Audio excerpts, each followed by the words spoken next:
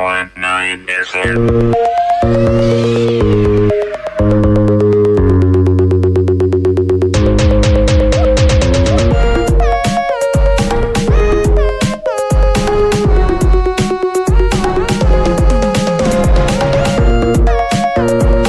From studios over the FM. Good afternoon and welcome to the RoundTable. My name is Adetula, but this afternoon is going to be a bit different. I'm not having many people around on the RoundTable. I have just one person, Governorship Aspirant on the platform of the APC from Ondo in Ondo State, Chief Bukola Adetula. You're welcome on the program. Thank you for having me.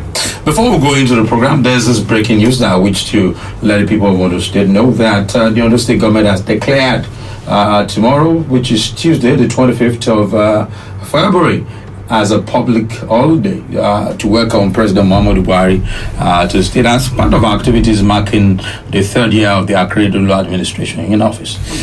Let's begin this way. Adetula, a member of your party, from the same town as you, Chief Adetula, is 3 years in office. How would you assess his performance? Well, let me start by saying he's not only, we're not just members of the same party, the same town, we belong to the same profession, and we belong to the same church. So we have a few things in common. So what my assessment is that Governor Adetula has continued to do what he has to do to rule Ondo State. He's so far, in my assessment, has given us his best. I think time will tell, history will tell, and the people of Ondo State will tell if his best has been good enough, satisfactory enough. But I want to believe he has given us, up to this point, all he's able to. Now, does that mean Ondo State is now running perfectly? Of course not. There's still a lot of poverty in Ondo State. People are suffering, people are crying. There is massive unemployment. Our youth are walking the streets of Ondo State, jobless, begging for jobs, looking for leadership to help create jobs. 3 years ago, we were promised thousands and thousands of jobs. We're still waiting for those jobs. So it continues to be disheartening. So you're saying his best. You said he has done his best. Yes. But what you're saying is that his best has not been good enough for Ondo State. Well, his best has not been good enough to create jobs for our youth. His best has not been good enough to develop the economy of Ondo State. His best has not been good enough to elevate poverty. His best has not been good enough to take away the pain that many residents and indigents and citizens of Ondo State are feeling. So we have to find a way to solve those problems. We have to find a way to bring some relief to our people in Ondo State. We have to find a way to bring employment opportunities to our people in Ondo State. And that is one of the things I have continued to talk about week after week, month after month, that no matter how many roads we build in Ondo State, when people are hungry, when folks do not have jobs, when they do not have income, those roads mean nothing. But Chief Adetula, you must agree that good roads are also good for business. They are expected, but who is going to travel the roads? The poor man who doesn't have enough money for transportation to go from point A to point B? Or the farmer who is looking for help with his farming? Well, for instance, it is good for commercial drivers who definitely, when the roads are bad, they continue to go to the mechanic every week, week in, week out. Well, so I'll give and there are traders, of course, who apply those routes as well. I'll give that to you, that it's good for commercial drivers. Is that the best we have in Ondo State? Is Ondo State about just creating comfort for commercial drivers and commercial drivers only? Of course not. Ondo State is more than commercial drivers. It's medical doctors, it's physicians, it's lawyers, it's engineers, it's the market women, it's the farmers, it's the students, it's the IT workers. And these people have vehicles. They have vehicles. Not all of them. And good roads will help them. Where will you find the money to buy a vehicle if you don't have a job? You mentioned doctors. You mentioned professionals. Some of these people have vehicles. Yes, but I'm mentioning... And good roads will definitely put money in their pocket, more money in their pocket. Is Ondo State all about just physicians and doctors? How about the young men? Let's leave the professionals who have access to a bit of extra money so they can ply the roads in their fancy cars. How about those young men and women who just came out of the universities, who just came out of the training schools, the polytechnics, who are jobless? Will they be walking the streets, those roads, on their bare feet? Where will they get money to buy cars to enjoy the comfort that the wealthy enjoy, driving on those roads in comfortable cars? It's more than that. So yes, that caters to the needs of some members of our societies here in Ondo State, but the majority are not wealthy. The majority are not comfortable. The majority do not have comfortable cars or cars at all to ply the roads. So I'm not arguing that the roads are not a good thing. I'm simply saying to you, one, we expect that of government anytime, any day. Any government has to provide good roads. Any government should provide water. Any government should provide electricity. Those are the basics, the bare minimum we expect from leadership. But how does that translate to food on the table? And then don't forget, many of these roads, no matter what you say about them, they were not built or constructed by people or companies here in Ondo State. That is troubling.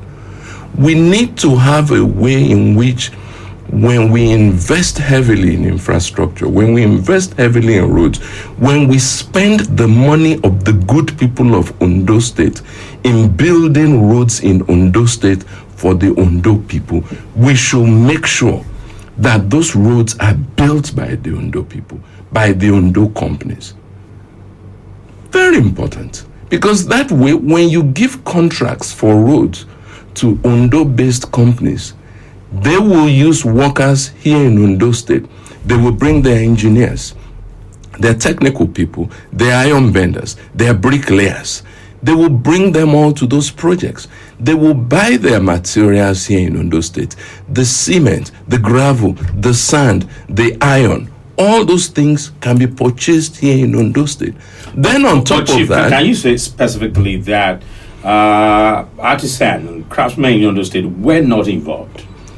Well, in some of these projects. From what I have heard, from many groups that I have spoken to, no. Because why I'm saying that is that the Adaba FM road constructed by the administration, for instance, was given to an Ondo State person. Yes. Contractor. Yes. So. I don't consider the Adaba road a major road. I think it's a small road. I think it's a small road, which we appreciate. I'm just saying that as an instance that could also be applicable to other roads. Yes, but it's the major roads that take away the majority of our monies.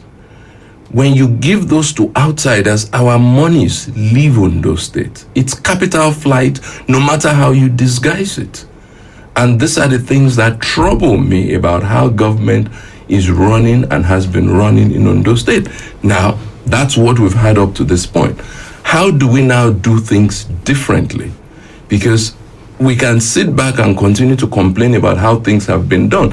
Let's look for a better way to move things forward. And what is that better way? Which is some of what I'm describing, which is let's find Ondo companies to handle major projects. These billion naira projects. Let's look for Ondo groups. If you don't have a group that's big enough... Do they have the technical know-how, the competence to do a good job? Oh, yes. That's what people say, that without the competence to do a good job may not be there. We have the engineers, right? They're just as well trained. They may not have all the equipment that is needed. So that's the benefit of bringing different groups together. You can bring 4 different companies together and pair them up and give a contract of a major road to the 4. One could bring the experienced engineers. One could bring massive equipment. One could bring materials. One could bring the labor hands that will handle the jobs. You know, Chief Adetula, when people, the electorate, those who vote, hear talk like this, the people have become so disappointed in successive government that when they hear talk like this, they say, oh, that's what every one of them, that's what everyone says. Every 4 years, people come around to say, oh, these are the good ideas, the beautiful ideas. At the end of the day, nothing happens. Well, that's because we don't build on the past. My question is, how would you advise that the electorate, those who vote, Yes. How can they be encouraged to be actively part of the process, and not just for the vote buying, the money that stage hangs in during the process? They have to continue to speak up, and they have to continue to use the power of their vote to determine who leads them. It is not enough for aspirants to go out there. Do you think a poor person will take that advice? Somebody who does not know where the next meal is going to come from, and then a politician comes around to offer that kind of person 5,000 naira for his vote. Do you think they're going to take that advice? We have to continue to talk to them. We have to continue to lecture them. We have to continue to educate them. It is going to take it's going to take quite a bit of time. The system has been bastardized. We need to make a change. We cannot recognize that a process is bad and say it will take too much energy to turn it around. We must put in the energy and the time to turn it around. It may take 5 years, it may take 10 years, it may take 20 years. But the fact that we recognize that the process itself is faulty, that it has problems, does not mean we should fold our arms and sit back and let it continue. We need to continue to talk to our people. It will take time, but over a long period of time, it will become clearer and clearer to the electorate here in Ondo State and in many of our states that they hold the power, they wield the power, they control the power. They can determine their future. They can guide their future. And that's what we must continue to do. Speak to them about Okay, let's look at it this way. A situation where the electorate is ready. They are prepared to, vote a credible candidate. But then their choice is down to the candidate that the political parties present them.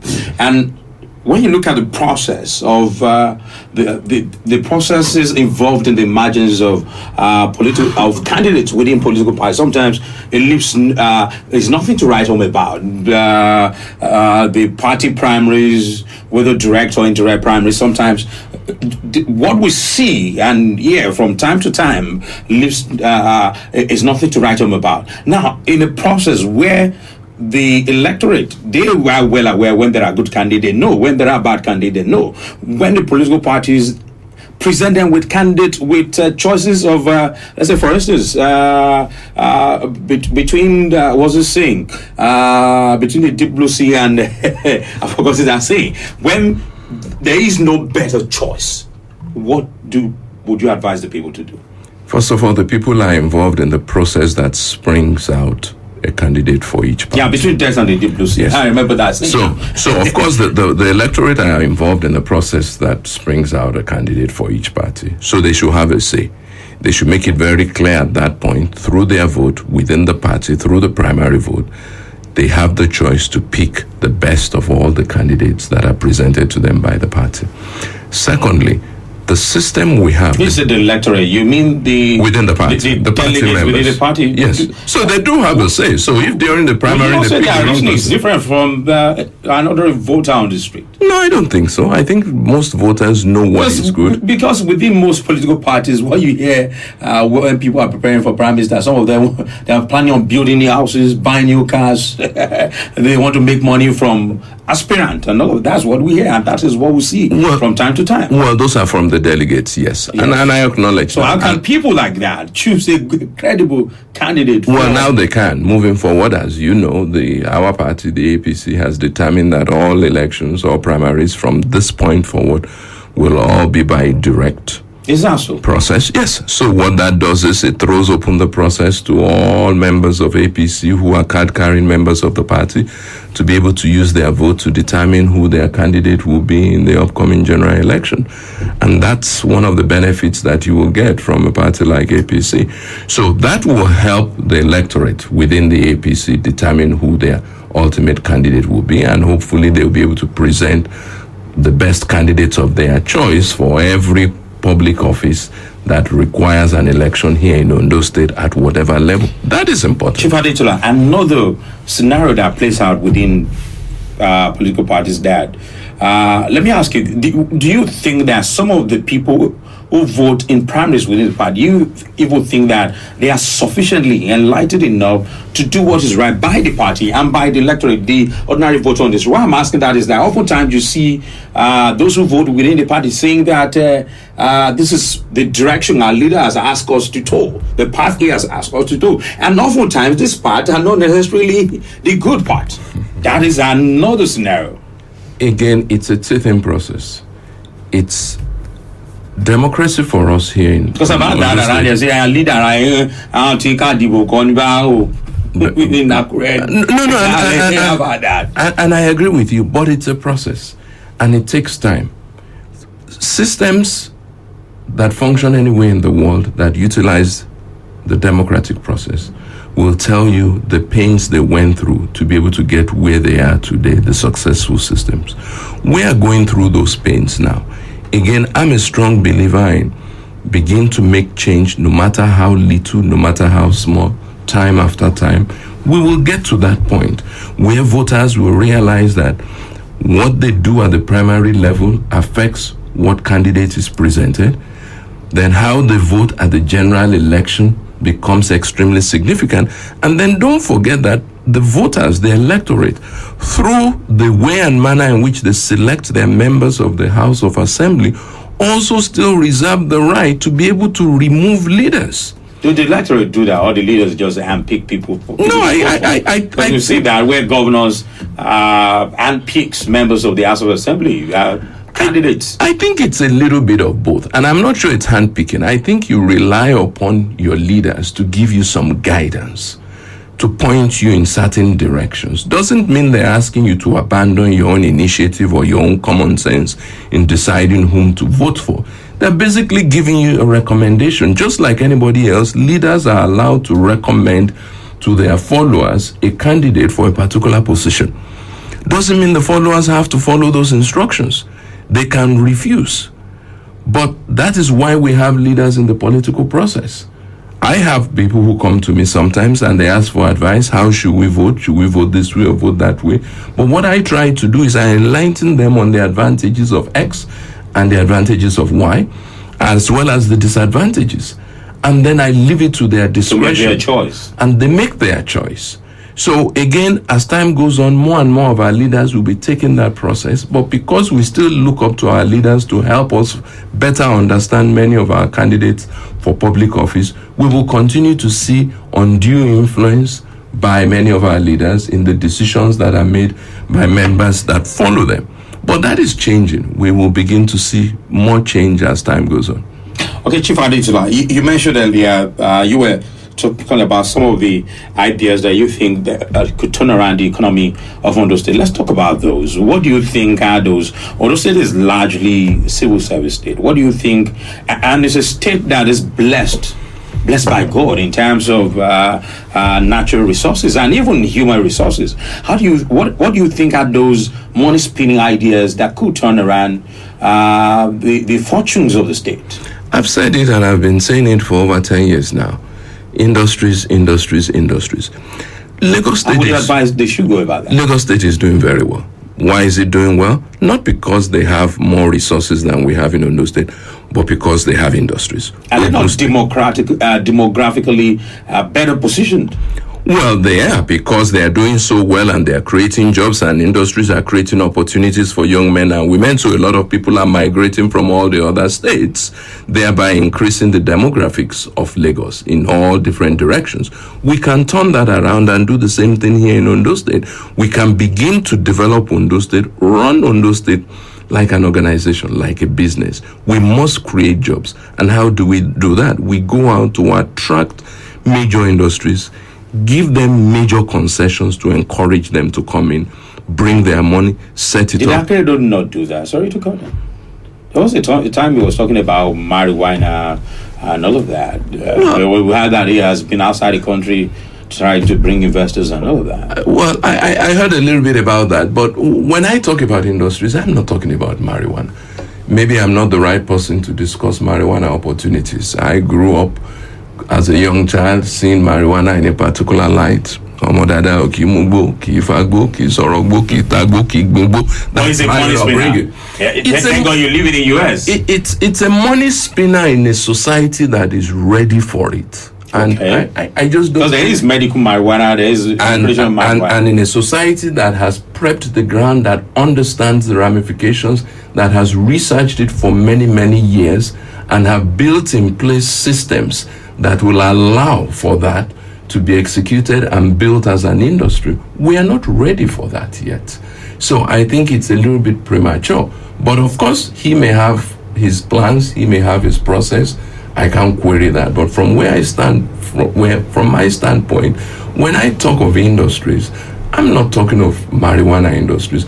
I'm talking of manufacturing industries. Okay. Industries that can produce many of our agricultural products for export out of the country. The rich sector of the economy. Exactly. Because what will happen is when you create employment and people are employed and they get paid, they will spend money within Ondo State. The more jobs you are able to create here in Ondo State, you begin to see more and more people migrate from other parts. There will be many people who will be ready to come in from the neighboring states because they see job opportunities here in Ondo State. So what we must do is we must make a concerted effort to put a team together to go out, go and find those industries. They exist. We have investors in some of our major cities, in Abuja, in Lagos, some of our big boys and girls who have big money, who are ready to spend their money on projects that they think will be very, very lucrative. Encourage them to bring their money in. Look for foreign investors to join them. And let's put up 2 major industries in each of our senatorial districts and watch them employ thousands and thousands of our young men and women. The moment you do that, you begin to see the changes in the economy here in Ondo State. People will begin to spend. There will be excitement. But right now, what we have is abject poverty. People are crying out. People are in pain. So I continue to be a strong believer in the need to bring in major industries into Ondo State. You're saying that's the only way to go? It's a definite first starter. It is a definite first starter. We cannot increase the size of our civil service. And it is very workable. It is workable, without a doubt. But you must put the right... If it is, why do you think... previous government, is it that they did not think about that? I continue to say that you can only give what you have.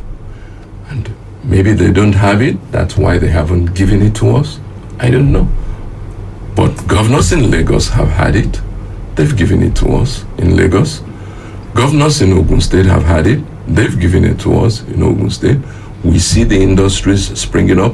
We see people migrating from different states to Ogun State. We are seeing the growth and development in Oyo State as we speak. Why should Ondo be different? We can't continue to be a civil service state. We can't increase the size of state government and begin to bring in more civil servants into government just because we want to create jobs for our young men and women. So how else? What other ways do we create jobs for them? Until we do that, we will continue to struggle. Until we do that, we'll continue to have even young boys. Look back now, see what is going on. Parents have given up.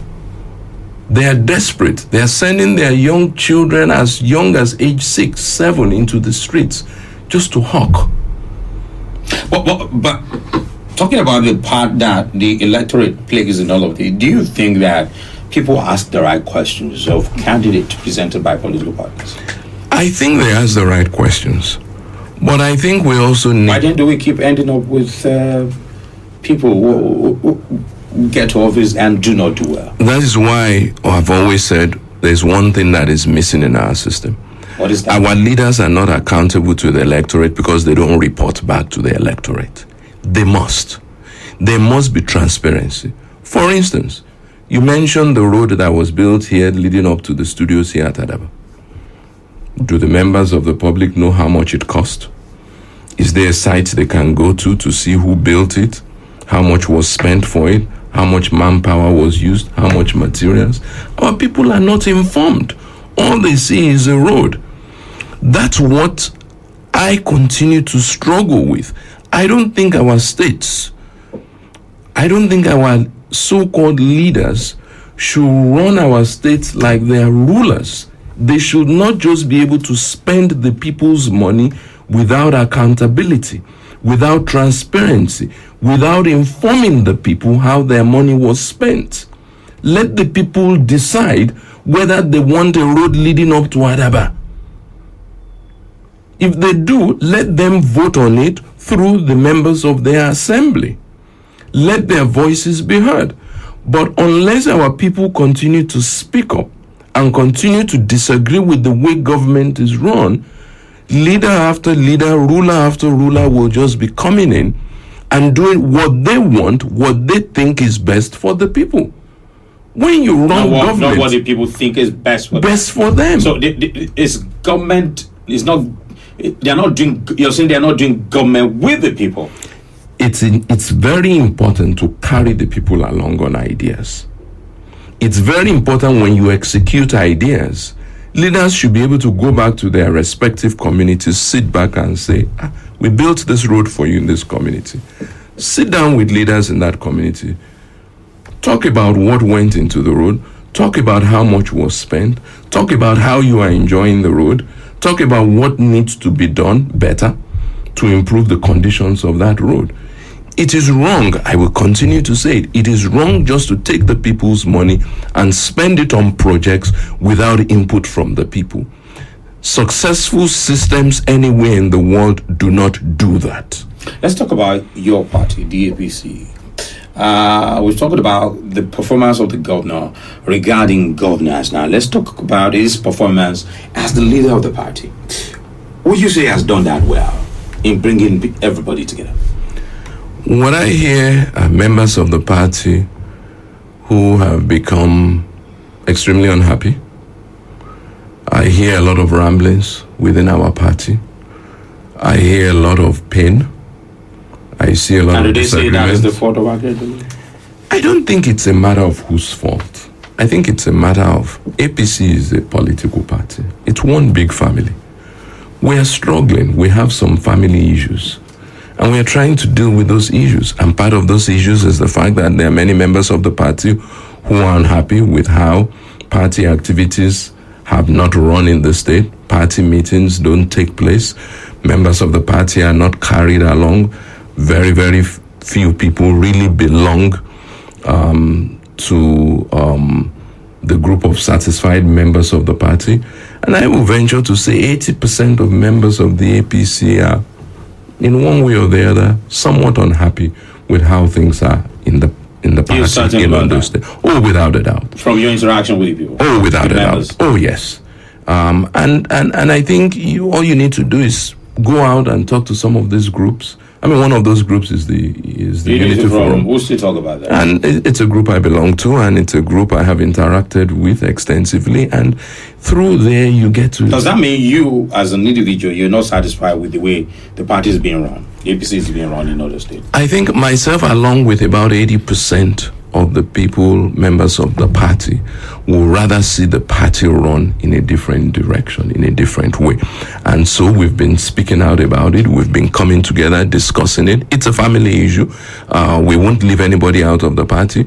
We're happy to... And you met with the governor. I heard the Unity Forum has met with the governor. I have not met with the governor personally. But the group has met with the governor. I know that at some point in time, some representatives of the leadership of the Unity Forum had a meeting with the governor, and Asiwaju Tinubu was involved in. Well, there was a meeting when Asiwaju Tinubu came. I think that was way back in. There's another committee now to be headed by former Osun State Governor Bisi Akande. Well, that's a reconciliation effort that has been put in place right from the national secretary of the party. Exactly, to try and help resolve some of those family issues. And it is my hope that... But what is the grounds of the Unity Forum with Akande? Let's put... I want to be able to put a finger on it. What is the grounds? I'm not sure that there is a... I won't describe it as a grounds with Akeredolu. Okay. Again, let's step back. Unity APC is a political party. It's a big family. There are many things that are wrong within the family. Meetings are not ongoing. Okay, if you go back even particularly last year. You will meetings at the ward level? At the ward level, at the local government level, nothing is happening. Members are disenchanted. They are not encouraged. They are struggling with financial issues. They're struggling with poverty issues. Economy is bad.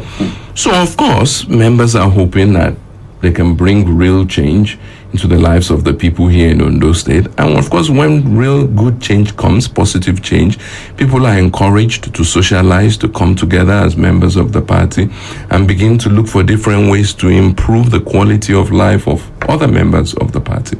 But of course, that is not being encouraged as we speak.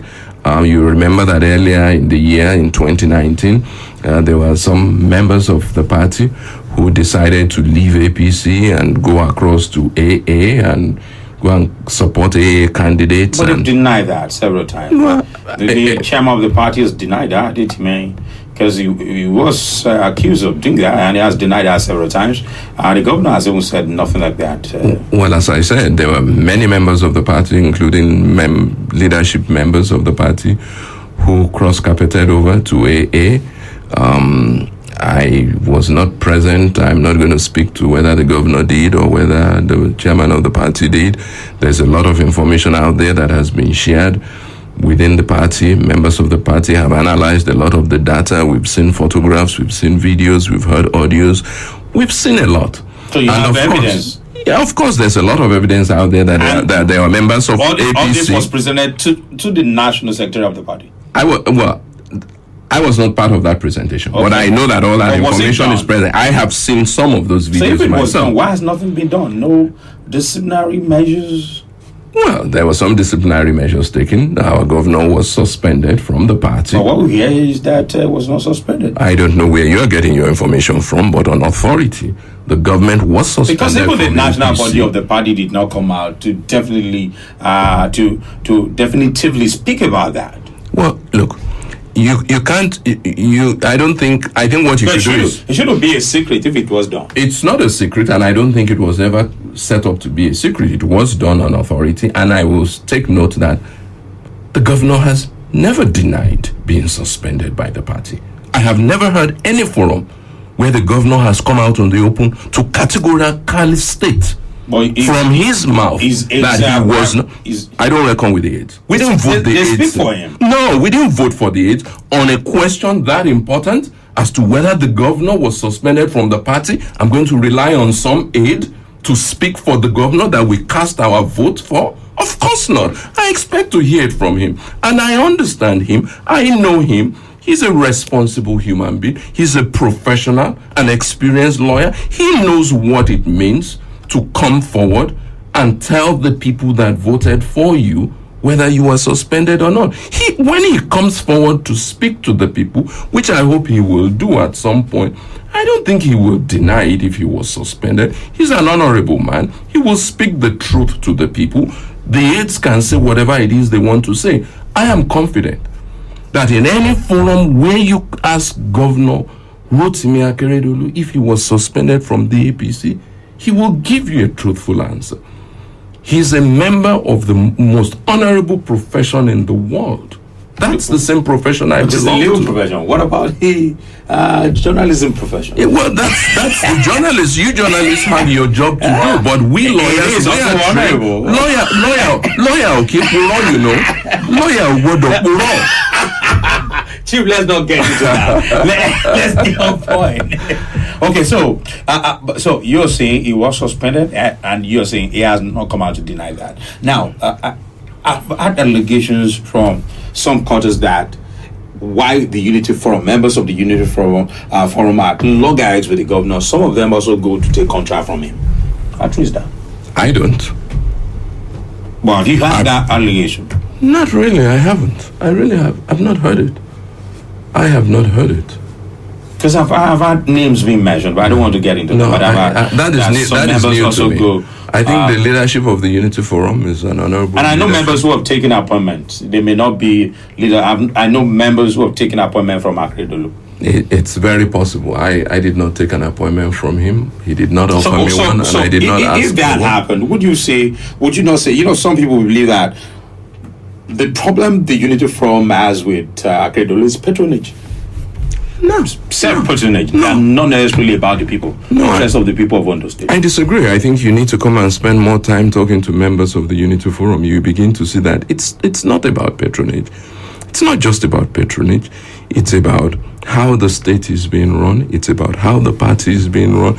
It's about the fact that 80% of party members have been excluded out of everything, that it's just a small group of individuals who are really enjoying the benefits of the current administration. And benefits come in different form. A benefit could simply be as simple as being invited to sit down and discuss with leadership how to move the state forward. I mean, as you know, I ran for governor in 2016. After that, I wasn't looking for any position. I didn't ask Governor Adetula for any position. He didn't offer me any. I didn't want anything in this administration. But I was full of ideas. And I'm still full of ideas. Did you share those with him? I am still waiting for that forum where I will have the pleasure of sharing it with him. And I hope he will grant me that opportunity before the end of his 4-year term. But did you make any move to reach out to him? Well, if he didn't reach out to you, did you reach out to him? Well, yes. He's your kinsman. I did reach out to him. Okay. Come to think of it, I did reach out receptive? to him. I did not get a response when I tried to reach out to him. Okay. It's as simple as that. Okay. But I don't hold that against the governor. I think he has so much to worry about right now, so much on his plate, so much to deal with. You know, he has to deal with governance issues, he has to deal with party issues. He has to deal with this crumbling economy we have in Ondo State. He has to deal with security issues in Ondo State. When you put it that his way, hands are when you put filled it up. that way, Chief Adetula, when you say crumbling economy, I sense some mischief. Do you see a growing economy in Ondo State? Is this economy growing? Do you see the amount of poverty out there? Is this growth? Is this development? Or is this poverty? Or are people being will not agree with impoverished? you? Doesn't the Adetula administration would not agree with you? Government doesn't have to agree with me. I'm entitled to my own opinion, and nobody is going to suppress my own opinion. What I have seen from my interaction in different parts of Ondo State is that people are crying. People are... do you know what it means to go hungry? It's not fair. We can't continue to just forget these people. The people of Ondo State are Johnny State, now. I hear that the governor has made several rapprochement to the Unity Forum. Is that so? Been trying to bring about a resolution, an amicable resolution to the problems within the party. Is that so? I'm not aware of any. So what would you suggest is the best way to bring an amicable resolution to all of these problems? I think at some Especially point... before the primaries. INEC has come out to say primaries will hold in Ondo State between the 5th of July and 25th of July. And I think the Unity Forum continues to stand where it stands, which is they are willing to sit down, they are willing to talk, they have certain conditions, they've laid certain What are conditions. these conditions? One of the conditions which has been laid down firmly from almost a year ago, very simply, is that the current ESCO of the APC in the entire Ondo State, Down to the local government level? all the way down, Should what? we have to remove them. So let's flip the coin a bit. If you because some people have said, especially people within the government, that the opposition within the party, that you've not been fair to Adetula. Let's flip the coin, like I said. If you were in Adetula's position, and then you have an ESCO in place from the state level down to the local government level, and election is fast approaching. Primaries are coming. Would you subscribe to having those ESCO members removed? Yes, because I would be willing to ride on my 3.5 year record if I were in his shoes. I will be willing to submit myself to the members of the APC, put my record before them, my record of achievements. If I've built roads, I'll put it before them. If I've created 1,000 jobs for young men and women, I will put it before them. I will ask them in confidence to judge me by my record. And if they judge me by my record and determine that I am not entitled to a second term, I will pack my bags and go back. Chief Adetula, do you think, in the real sense of the word, that in politics, that is the only deciding factor? It has to be. It should be. In Nigeria at this point. We cannot continue to give excuses. Let the people make the decision. Don't don't impose on people. Don't you think Akeredolu should also how would I put this one? He should also try and protect his own interest. He should, and I'm not saying he shouldn't. How do you think removing the ESCO from the state level down to the local government? How do you think that is not against Akeredolu's interest? Those who will be running against Governor Akeredolu in the upcoming primary do not have a record of being a governor to use as a yardstick. He has that record. Let him put that record beside those who do not have that record of having been governor. I'm not saying he hasn't done a good job for Ondo State. I've never criticized him as having done a bad job. I continue to stand where I have been, which is he has done his best, but there is more that can be done. But you have also said his best is not good enough. In my view, it is not good enough for the people. The people are crying. So let him put that record. That's as good as saying he has not done anything. No, I think he has done a lot. It's just a matter of semantics. Have you seen the... It's just a matter of semantics. If you say somebody has done his best and his best is not good enough, it's just as good as saying he has not done anything. I read English in the university. It's just a matter of semantics. Look, I live in Owo. I'm privileged to travel that road from Emore that takes me right into town. Governor Mimiko was kind enough to do the first half of it for us. Governor Akeredolu completed it. I travel there in the evenings. The lights are nice and bright. I say a little prayer for Governor Akeredolu every time I travel. I say a little prayer. Okay. I thank the good Lord that he had the foresight and the interest and the will to do that for us in Owo. I can never take that away from him. And history will never be able to take that away from him. But what I am saying is that track record is what he should put on the table with confidence. It's what he should run exactly. If he decides to run. Of course. And I think the people will wait. That's the way politics should be run. You can't force yourself on people by protecting an ESCO that needs to be dissolved and dissolved immediately.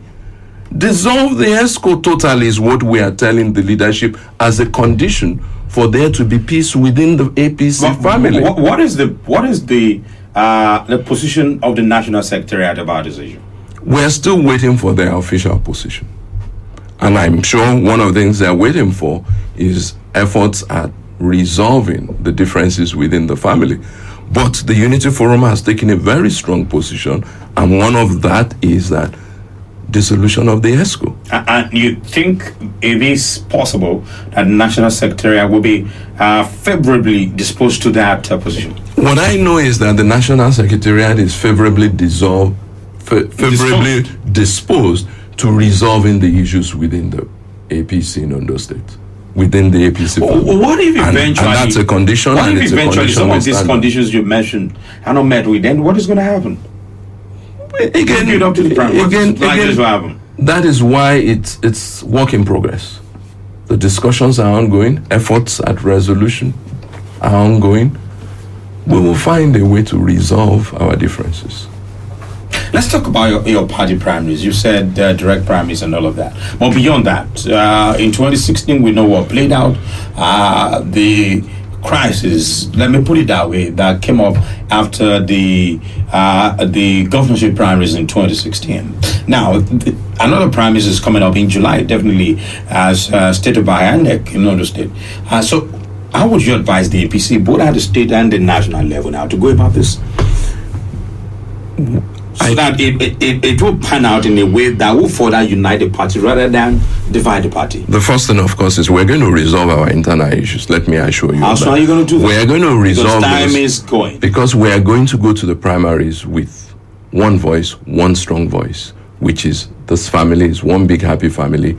We may have more than 2 or 3 members of the party who will participate in the primary. That's the right of everybody to do that. But we believe that once we come together and we resolve our differences, we'll have smooth, fair primaries. People will be educated. Our people will come out.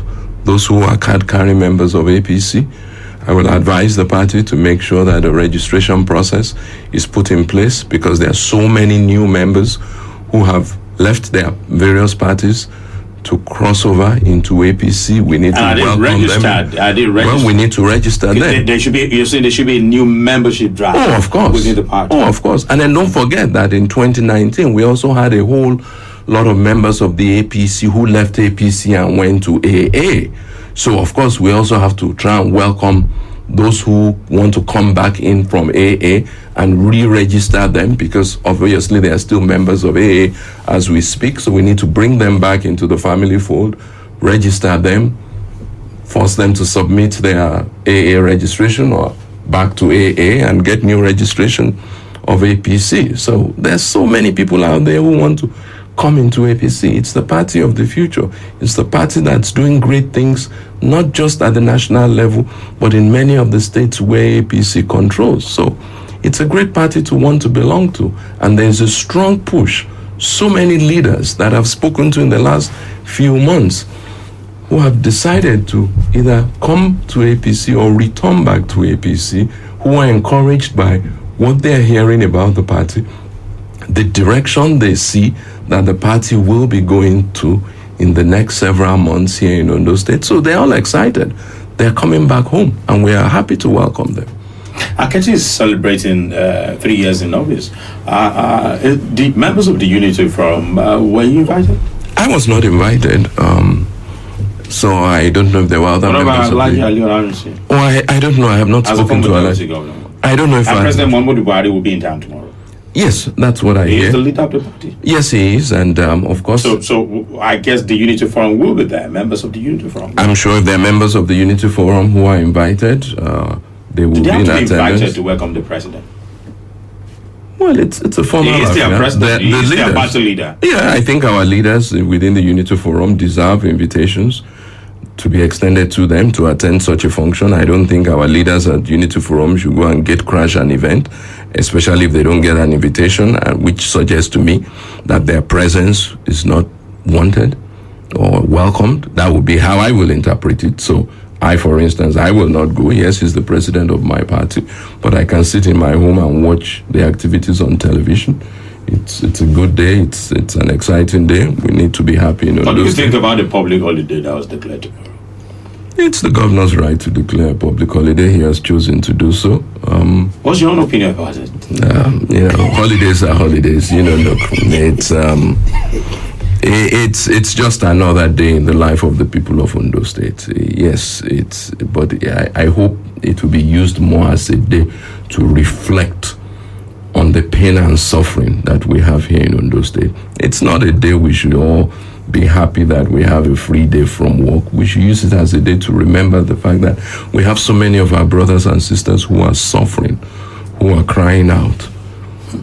Okay, Chief Adetula, let's away from Ondo State a bit. Governors of the Southwest came up with the idea of Amotekun. I don't know if you've seen the bill. It passed. The House of Assembly in Ekiti has passed it. Ondo State House of Assembly is working on it. I've read the bill. I don't know if you have. Have you read the bill? No, I have not read the bill. A lot of people, I've spoken with people who have read the bill, and they think that if eventually it takes off, the Amotekun will be more of a toothless barking dog. Then what is your idea about Amotekun generally? Well, look, I've said it in many quarters where this question has come up. I would have approached Amotekun a bit differently. I would have obviously conducted extensive research to at least be able to gauge the benefits and the disadvantages of such a decision. And then, of course, I would have gone to the next step to present it first to the people in general and get some feedback. I'm a feedback person. I don't like to impose ideas on people. I like to hear from my people. What do they like? What do they want? After getting that feedback, then I would have gone to the next step. As a trained lawyer, I believe in the rule of law. I would have then presented it to the House of Assembly and hope that they will once again do what they're supposed to do, which is analyze the bill, conduct some research on the bill, get some public input on the bill. Yeah, they do that. And then once they go through that process, if they decide to, they can pass the bill. If they decide to kill the bill, they kill the bill. But we must be very careful that we are cognizant of both the advantages and the disadvantages. Because some people say that the bill is going to give too much powers to the governors, and that could be used negatively during election period. Look, I think any bill of that nature can be used positively or negatively, and it can be used by any governor in whichever way the governor chooses to use such. So what we have to be very careful of, we have to be mindful. The reality is, depending on the type of governor you have, the way that such a governor operates, their method of running the show will determine whether activities of Amotekun is used to the benefit of the people or whether it will be abused. And any law can be abused if put in the wrong hands. Of course. While we're talking about development, you must agree with me that development cannot take place in a society where there's no security. And that is a reality we live with today in Nigeria. There's Boko Haram banditry in the north, there's kidnapping down south. How would you, in all of this, apart from the idea of Amotekun, because it seems that the Nigerian government or government in Nigeria oftentimes approaches security issues like that with, I know the security mayor, there are a lot of people who have said that what about creating employment? You mentioned that if you take people off the street, that with less people who are interested in crime and all of that, there's ensuring justice in the society. Some people feel that they have suffered injustice, so because of that, decide to take to crime and all of that. What is your suggestion, apart from all this, carrying arms, putting in place security outfit and all of that? What other suggestions do you have? Look, I'm trained as a security expert. My first degree in the university was in criminal justice. Okay, and as part of this, the specializations included law enforcement. And as you know, I studied in the US. You will continue to have security issues unless you decide to spend a lot more time and effort raising our security agencies. Look, our security agents are lacking in so many different ways. They are lacking in morale. They are lacking financially. They are underpaid for the type of job they do. They are not as well trained as they should be. I think they are understaffed. 162,000 active personnel and 32 reserve personnel. That's not even up to 200,000 in a population of over 200 million people. Yes, and then in terms of equipment, they are not well equipped.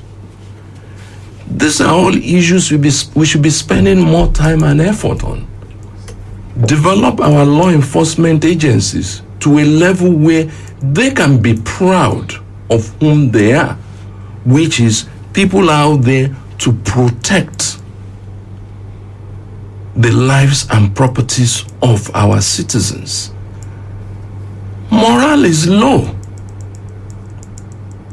When those who are committing crimes approach locations loaded with weapons that are more powerful than the weapons our law enforcement personnel carry, and you want a police officer who left his house that morning, said goodbye to his wife and kids and said, "Wife, I will see you later tonight," to now put his life at stake and risk being gunned down by more sophisticated equipment. They are human. But put in their hands the right equipment. Put in their hands quality equipment. Train them. Good welfare package. Community training. Relationships with members of the community. They will be the ones who will first be informed by members of the community when criminal elements are within the community. They don't perform magic.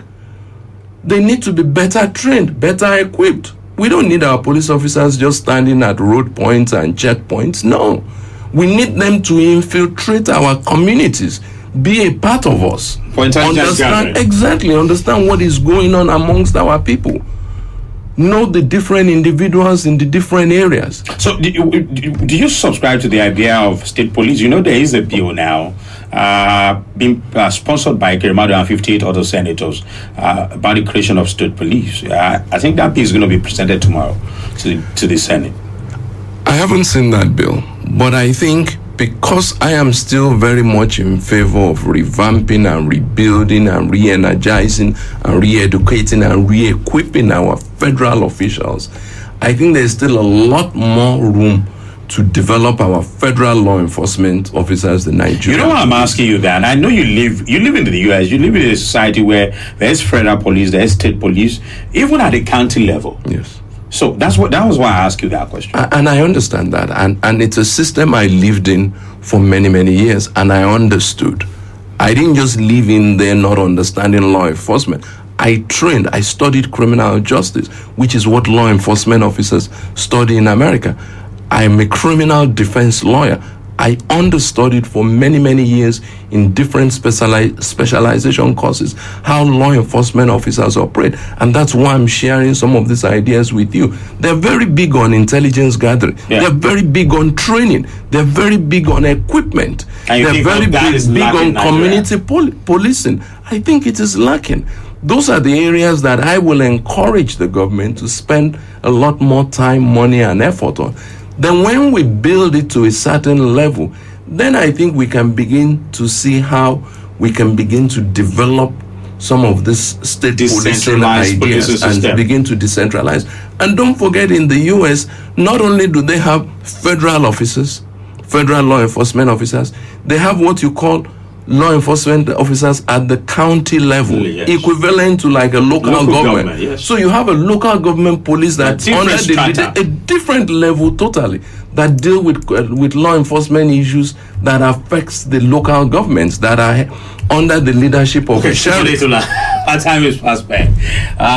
We could go on and on and on. Finally, let me let you words to APC members in Ondo State quickly. I'm sorry? Your words to APC members in Ondo State. Stand strong. No campaign, please. Be strong. APC is a great party. It's a great family. We are coming together. We are going to the next level. Ondo is going to grow. Ondo will be the best state in Nigeria come the next 4 years. Thank you very much, Chief Bukola Adetula, APC Aspirant. My name is Adetula, and this is where we draw the curtain to this edition of the Roundtable. Thank you for listening. Good afternoon.